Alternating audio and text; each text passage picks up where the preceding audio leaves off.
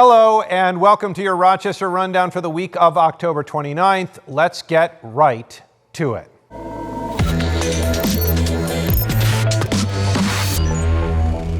Former New York Governor Andrew Cuomo is the subject of a misdemeanor complaint. The complaint accuses Cuomo of committing a Class A misdemeanor of forcible touching. It says Cuomo placed his hand under the blouse of the victim on December 7th, 2020 at the governor's mansion.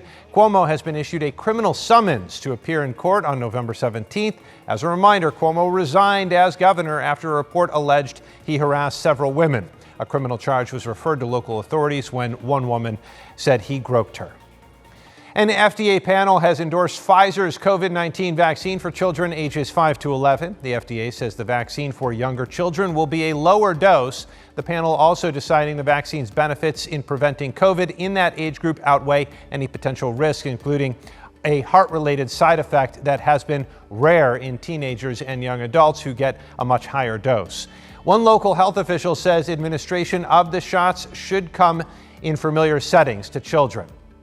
We're trying to really put this at the forefront of the primary care providers because that's also who the parents are going to trust, and that's who they're going to want to ask questions to and get that information. The CDC will now conduct a second review starting Tuesday to analyze the same data Pfizer presented to the FDA. Health experts say millions of children could start getting vaccinated against COVID by the end of next week. Rochester police have identified the man found dead in a car on Brown Street Tuesday. Officials say the body of 44-year-old Rashad Jamal Bird was discovered by a passerby. His death has been ruled a criminal homicide, the city's 66th of the year. The chief of Greece Police has resigned. Andrew FORSYTHE was asked to step down by the town supervisor after a crash last Thursday. The initial story was that FORSYTHE crashed his police-issued SUV into a 390 guardrail as he tried to avoid a deer. But town supervisor Bill Rylick says it became clear that FORSYTHE needed to resign as more details about the crash emerged. The district attorney is now investigating. Rylick says the town will not be releasing the police report until the DA's office gives the okay to do so. The Rochester City School District confirmed this week that a student accused of sexually assaulting a teacher is returning to school. This after teacher CORRINE MUNDORFF posted a blog detailing the incident. She says a female student groped, hit, and spit on her in the hallway of Franklin High School. The teachers union says the school initially suspended the student but decided to overturn that because of the student's disabilities. MUNDORFF, though, not just upset with the district. She says police failed to respond to the school when she called 911. She says one officer made it clear they did not respond because the district pulled officers out of schools. I mean, that's their job. Their job is to protect, serve and protect, no matter what. Yeah. Teachers didn't make this decision. The students didn't make this decision.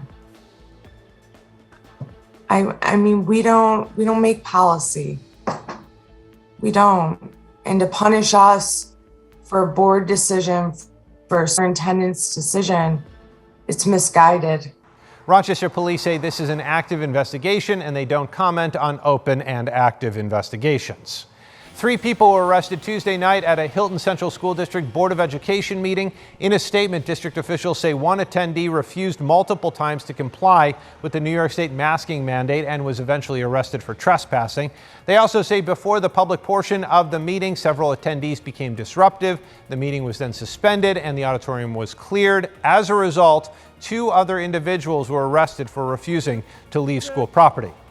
A local man was shocked to find scorpions inside a package mailed to his home this week. Paul Brenner is the drummer for the band JOYWAVE, and he says he ordered a t-shirt and some shoes from an internet seller in Hawaii. Those items were mailed to him, along with about 8 little scorpions and 1 big one. Police say there might have been a scorpion that entered the package before it was shipped or was inside the item that was shipped.